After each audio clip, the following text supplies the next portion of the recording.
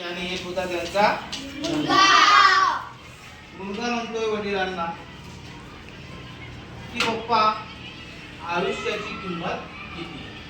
कशाची किंमत किती आहे? आयुष्याची. या मानवी शरीराची, या मानवाची किंमत किती आहे? वडील विचारात पडले का पोराला या मानवी आयुष्याची किंमत कशी सांगायची म्हणून. वडिलांनी मुलाला एक चकाकणारा दगड दिला. काय दिला? चकाकणारा दगड. आणि ते त्याला म्हणाले, तू हा दगड विकू नको, कुणाला देऊ नको, पण 4-5 रंगाच्या दुकानात जा आणि या दगडाची किंमत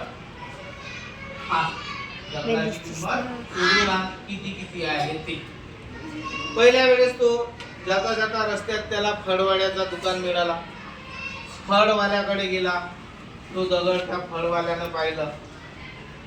फळवाला म्हणाला, या दगडाची मी तुला 1 डझन केळं देऊ शकतो. त्याला फक्त किंमत चेक करायची होती, विकायचं नव्हतं. त्याच्यानंतर तो दुसऱ्या वेळेस किराणा दुकानवाल्याकडे गेला. किराणा दुकानवाला म्हणाला, या दगडाची मी तुला 1 पोती तांदूळ देऊ शकतो.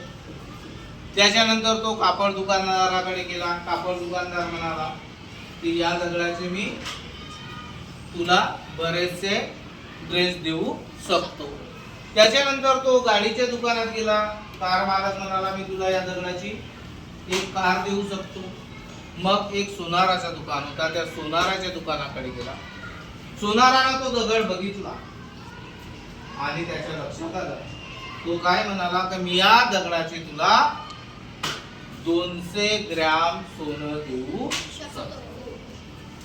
मग त्याच्यानंतर अजून तो थोडासा पुढे गेला तर एक रत्न पारखीचं दुकान होता, जिथं डायमंड विकले जातात.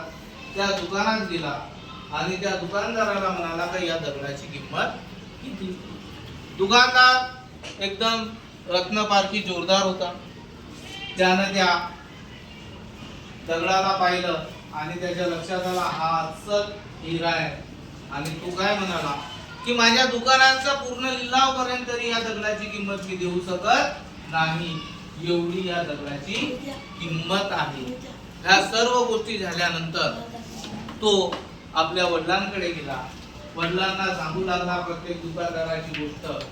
तर वडील त्याला म्हणाले, बेटा, हा दगड नाही, हा मानवी जीवन समज. तू ज्याच्या जवळ आहेस, तो ज्या पद्धतीचा आहे त्या पद्धतीची तुझ्या जीवनाची किंमत करेल, पण तुझ्या जीवनाची कोणी किंमत करू शकणार नाही. तू स्वतःची किंमत खूप मोठी करू शकतो आणि खूप लहानही करू शकतो. म्हणून आपण स्वतःला कमी लेखायचं नाही, कधीही स्वतःला कमी लेखायचं नाही. ओके.